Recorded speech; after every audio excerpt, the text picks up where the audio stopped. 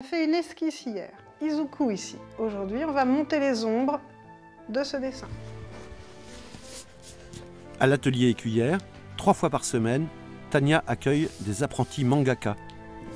Ils sont collégiens, ils ont grandi fascinés par cette culture et ce dessin si particulier. J'aime bien ce dessin-là parce que je trouve qu'il a un peu, on dirait, des pouvoirs un peu qui sortent un peu de sa main.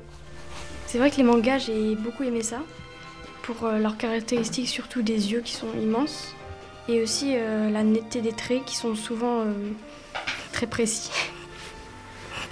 Je voudrais bien devenir mangaka, faire des mangas, écrire, imaginer des scénarios et tout.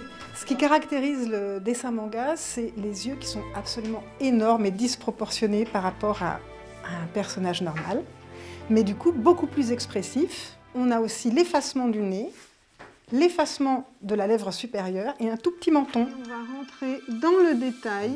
Après avoir longtemps souffert d'une mauvaise réputation en Europe où on lui reprochait sa violence et son romantisme à l'eau de rose, le manga est aujourd'hui reconnu comme un art à part entière. Mais c'est également un business bien installé, avec des centaines de références et des milliers d'objets dérivés. Ça, c'est pour vous. Je pense que le nombre de références aujourd'hui en manga, c'est impossible à quantifier. Ça sort tous les jours, il y a sans cesse des nouveautés.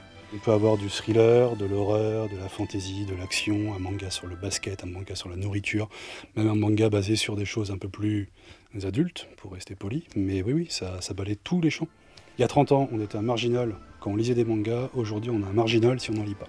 L'avenir du manga passera peut-être par la région où plusieurs bandes dessinées, comme Golf War d'Adrien Briden, ont déjà été produites. Nathalie a déjà écrit ses premières planches.